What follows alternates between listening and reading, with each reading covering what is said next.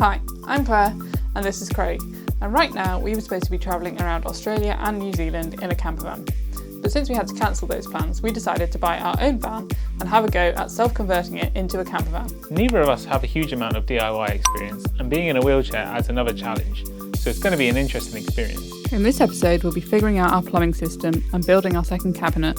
But first, this is how we made our cushions for the sofa and bed. We've been making the cushion covers for our bed. It's really simple what we've done. We've just bought a memory foam mattress and we've just cut it with a knife down to the size of the two cushions that we want. Now that we've cut these out, we've bought some material and then we've given it to my mum, who has been doing the sewing, and she's making us some cushion covers. We've now finished our cushions for the bed/sofa, so we've got two different setups that we can use these cushions in. So the first is sofa mode, so we've got one on the bottom, and then this cushion is slightly smaller and we can have it on the top. We still need to install some loops or something to keep it upright in sofa mode, because otherwise it just falls. And then we can put it into bed mode.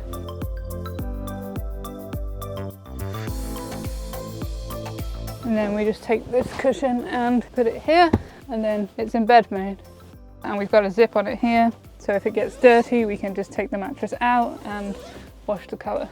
But for right now, since the back keeps flopping down, what we're doing in sofa mode is putting it like this. So this cushion here holds the back up a bit. And then we just close the bed in halfway like that. And So we're now starting on our second cabinet, which will have our sink and our wardrobe in it. So I'm just cutting some timber for the frame now. We don't have an electric table saw, so I'm just using this framing saw to cut our timber to size. And here we are, first bit.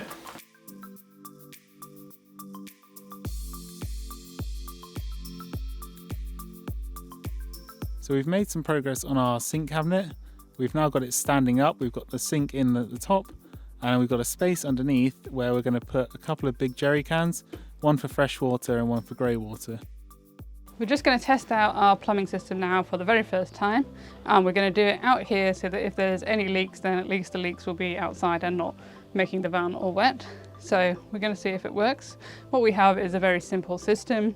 We've got two jerry cans. This one is our waste collection, so anything that goes down the sink is just going to come into this container here, and then this is where our fresh water is going to be. Now, we don't have an electric pump in this system. We've just got this hand pump here, which we have to pump up. So we have to do this about 20 times, I think, until it gets stiff.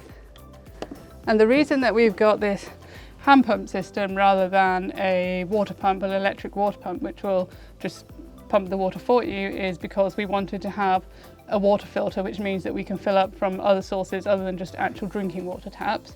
So like we can fill it up in a river or anywhere where there might not always be drinking water available. Now you can get water filters that are built into the pump, but that's quite a big system, and because this is a small van, we didn't really want that, so that's why we went for this. So all that will happen is we've pumped that up, we turn on this tap, and then it should go through and then just run out of this tap. So let's see if it works. Oh. And it is slowly flowing. So the question is, have we got any leaks? And I think we do. Yep, we've got a leak here, so we need to tighten this. Maybe we've got a second leak. Oh yeah, these two. So both these things on the tap are leaking, so we'll have to tighten them up.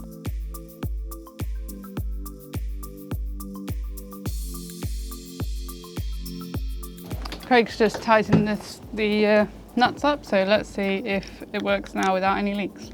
Turn the tap on.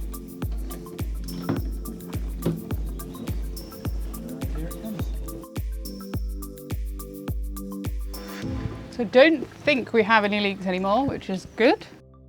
We're trying to clad this wall here, but it's quite the process compared to all the other cladding we've done so far, because this wall here is curved, which makes it a lot more challenging. So it's quite a lot of stages we've got to go through to get it to work. So the first step we've got to do is to measure a curve from the wall and draw it onto the wood so we know where to cut a curve. And we're doing that using a compass. So we've just drawn the curve here. Then the next stage is cutting the curve out with the jigsaw.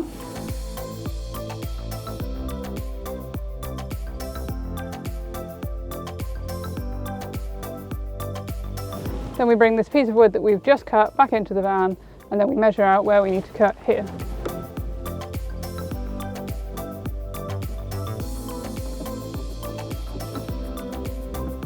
And then finally, we put the wood into this table saw here.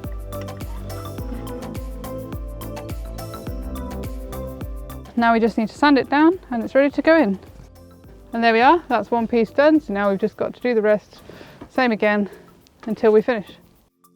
We're pre-painting our cladding this time before we put it up because we don't want it to drip off the walls and onto our sink or the floor or anything now that we've got the carpet and everything down. So we're just going to do it now instead.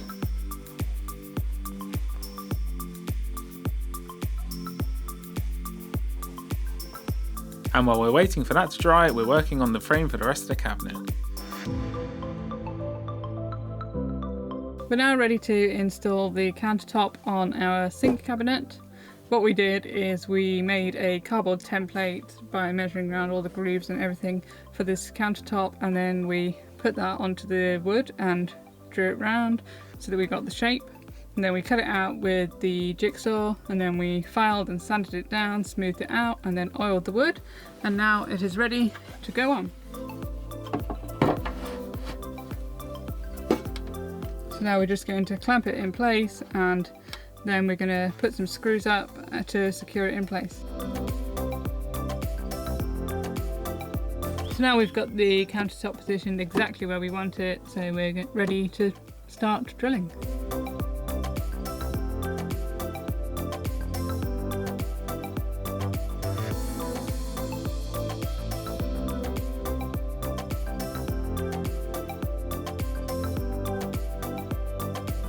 So there we are, we've got our sink nice and secure. Now we're going to clad this wall here.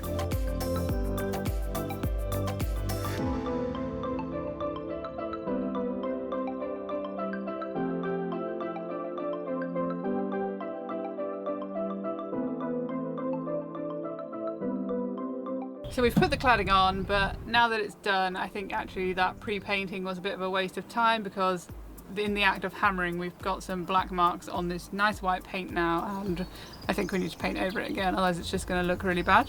So now that we've got the countertop on securely and the sink is in place, we're now ready to install our tap here in the corner. So what we've done is we've just marked out with some tape where we want to put it, and then we're going to be using a drill with a hole saw on it to make a hole so that the tap can fit through it.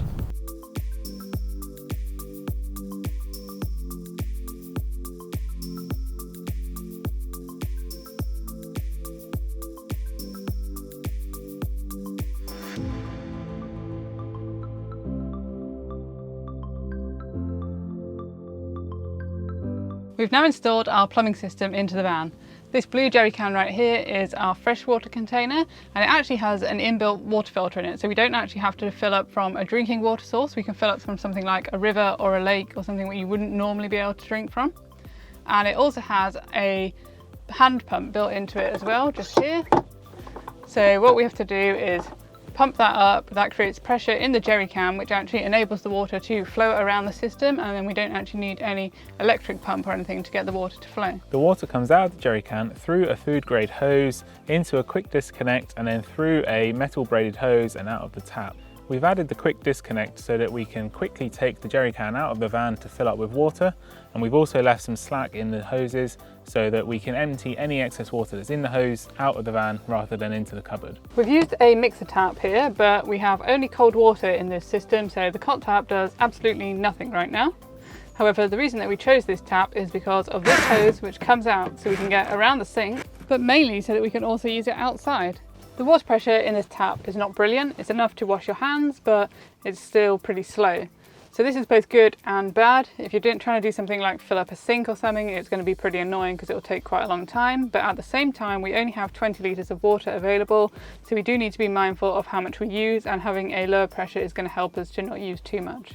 The water drains out of the sink here, through this U-bend, out of this overflow connection and through this pipe into our wastewater jerry can here. U-bends are normally used to stop odour, but in a moving vehicle this doesn't work as effectively. So the only reason we've gone for a U-bend here is because it happened to have the right connections that we needed, and it let us angle the drain pipe more easily into the jerry can. There are two ways that we can empty our grey water jerry can.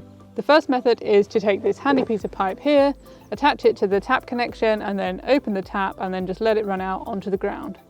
The other option is that we can take out the jerry can, put the lid on so that the water doesn't slosh out, and then carry it over to a suitable waste disposal point.